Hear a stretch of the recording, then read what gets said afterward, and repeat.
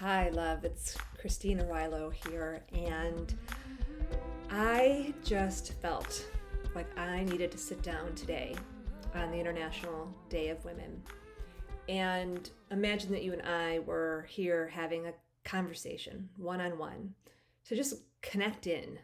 First of all, to say hello. It's been a while. You see, I have been in a cave, kind of. And I'll say a little bit more about that. So, just kind of let you know where I've been, but also to connect in on what is going on all around us, and maybe even what's going on inside of you. Pretty much every woman I know and courageous man is experiencing the effects of being in this chaotic world right now. And I have some things I want to share with you today because I imagine if you and I are connected, which somehow you got on what they call my list, which I hate calling it my list. It makes me want to just be like, you are not my list. You are a person that we use email or perhaps my podcast to stay connected. And when I make a video or I send a letter or I make a podcast, to me, it's a way for us to connect, just as true if you and I were writing a letter to each other or sitting down having some tea. So I have poured a cup of coffee. I'm going to keep this to about 6 minutes or so. I have more to share and I have more to say. And so on March 15th, Sunday, March 15th, I'm going to hold a feminine wisdom session. So please RSVP for that at femininewisdomsession.com so that we can go deeper into all of this. But that will be next week. For now, a couple things. Where have I been? So this is important for you, not just because where's Christine been, but important for us to get real about what it takes to actually show up in the world and make a difference without killing ourselves and draining ourselves and burning ourselves out or fragmenting our energy, trying to do too much. And so I have been pretty much in a writing cave since October for sure. And I have been writing this next book, Overwhelmed and Over It. Embrace your power to stay centered and sustained in a chaotic world. New subtitle. What do you think? And it's been 3 years since I started the proposal. And in October, I went in. I went into what I call my writing cave. And when I'm in that cave, it's really hard for me to interact with technology. I can't do social media and social networking. I can only really do my podcast, occasionally drop in a video. I can't send emails, and I can really only be with the women that are in my either online or in person. I don't call them programs because to me they're not programs. They're really circles or gatherings of women who want to go deeper in wisdom and transformation and have a common thing that they're gathering around. And that's about all I can do. And that is even a stretch for me. I have to say that even doing all my daily practices and everything, I definitely, by the time I really feel that I'm just coming out of the cave, on my birthday on February 17th, I was like, holy moly, I am tired. And not just physically tired, but psychically tired and emotionally tired. And maybe you haven't been writing a book the last 3 months or 6 months, but I imagine that you have your own version of that psychic, emotional, mental, physical tiredness. So I just want to invite you to take a deep breath here with me. We are just on the verge of March equinox, which is also known as the vernal equinox, which interestingly enough used to be the start of the year. Julius Caesar changed it to be January 1st to create the Roman calendar. But the natural cycles, especially here in the Northern Hemisphere, it's spring and stuff is just starting to emerge. So if you haven't been hitting the ground running, which by the way, please don't do that, or if you haven't felt like you just had all this mojo to go out there, that's okay. We're actually not meant to. We're meant to slowly emerge in the beginning of the year, and then come spring equinox, rebalance, reprioritize, and refocus. And more on that on next week, and more on that on my current podcast series about practices, superpower practices for staying calm, centered, and connected. Which brings me to what I was like, okay, I have some little nuggets I want to share with you that feel really important. The great thing about International Women's Day is there's all this energy about you can do it and empowerment and purpose and have a voice. Absolutely. And if you and I don't have the wisdom and what I affectionately, playfully call superpowers, but what are real practices that keep you and me clear and focused and calm and connected, love, we're not going to make it. Or the cost to us, to our health or our wellness or our relationships or what really matters is going to be too much.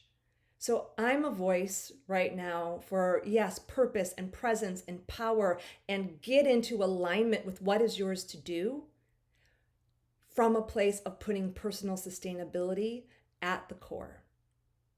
Our sustainability as humans, and specifically for any of you that are women, as women, but as humans, is directly correlated to the sustainability of the planet. So look around. You see all the climate change, you see how the earth's been sucked dry. That's like us too. Did you ever think about it? Human resources.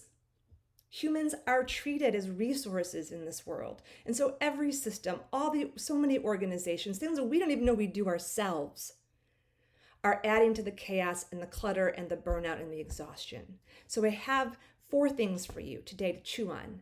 And then come and join me on the 15th. It's kind of my coming out party because like I said, I've been in the cave.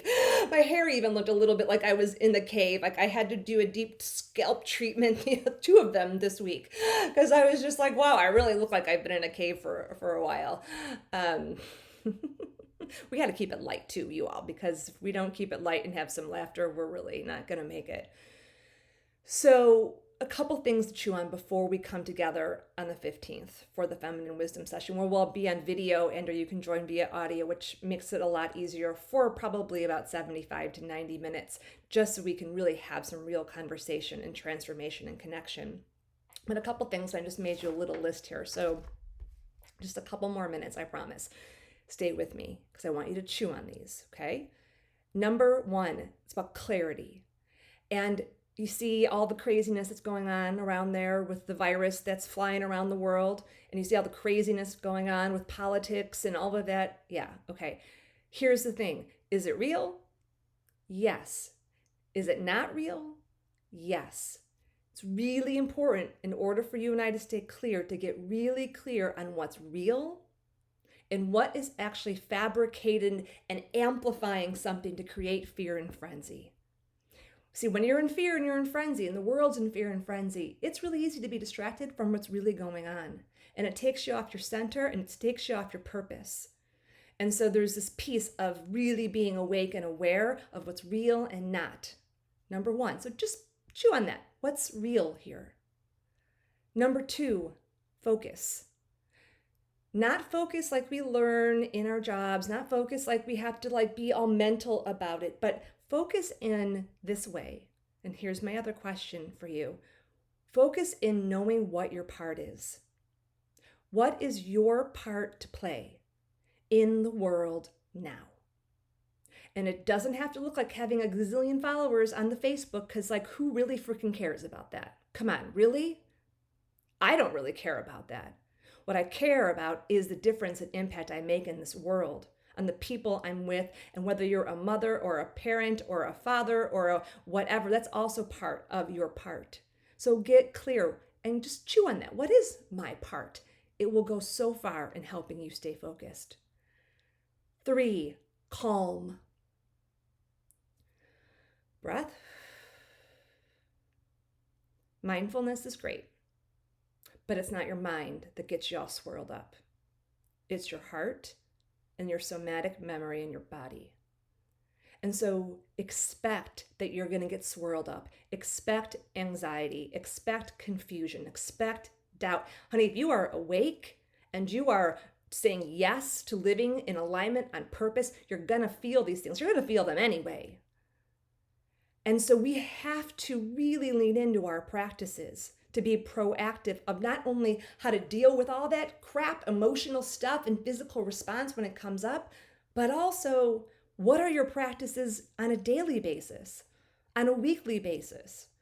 What are the tools you have to right yourself and reharmonize yourself when you get tweaked out?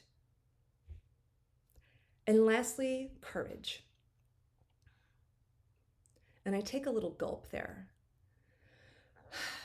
Because I look back at my life, and I was just talking to a 16-year-old boy about this, young man, about choice he's making where he is going to spend his time this summer. And he told the story about how he went and he applied for this job and how this man asked him if he knew how to golf. And he said, I don't know anything about golf. It was a fancy smashy country club, kind of very exclusive place in Montana. And the guy looked at him like horrific, like, I can't believe that you don't know about golf. And this young man happens to be parented by a very conscious being who works with me closely. So it's why I know all this. And they called me to tell me the story.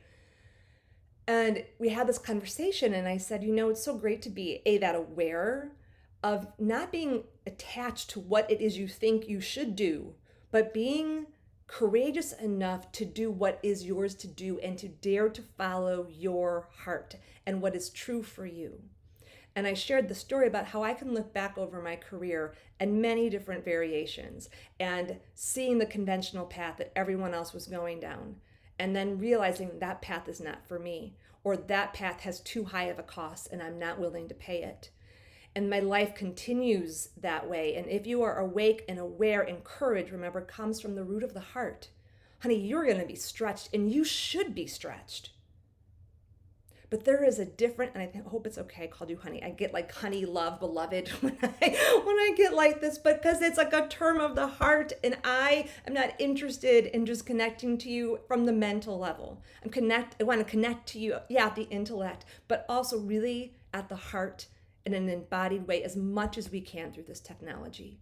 So I hope you feel me right now calling to you wherever you're being stretched, wherever that stress is, wherever that struggle is. No, love, you are not alone. That is the reality right now. And there are going to be those of us that can stay harmonized on the inside, those of us who are willing to release what no longer serves us, even if it freaking scares the crap out of us or we don't know what's on the other side. There are ways to walk through these, what are called thresholds, between letting what was go, and stepping into what's there and staying centered in the middle. That's where we're going, because the world that's been working, not working. So each one of us in our own personal lives has to make the transition, has to make the elevation, has to expand, or we will fall into that pit of the chaos. So that's my part. My part is to call the people who are like, forget that. I'm not falling into that pit of chaos or despair.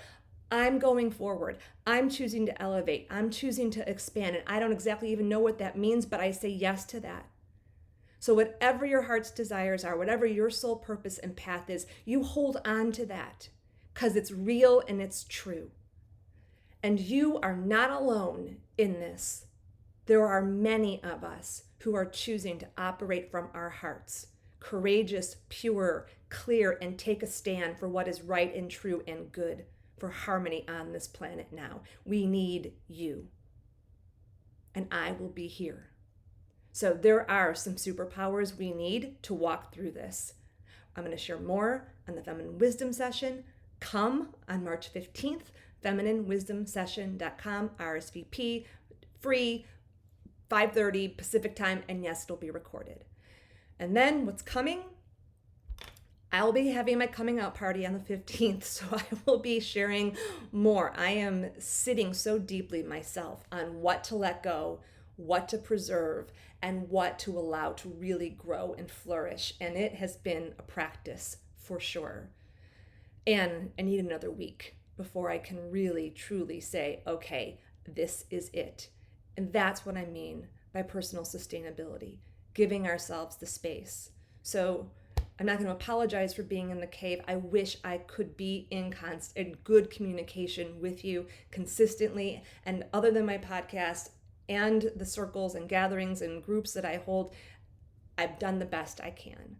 But I want you to know that our connection means something to me. And I take it really seriously and definitely to heart. So wherever this finds you right now, I look forward to walking this path forward. I look forward to being complete with my book. So it takes up so much space after 3 years to be free, to have the space to do more of this. So I send you with love. I will see you in love. And remember, you are not alone. And who you are and what matters, matters. Much love. See you soon.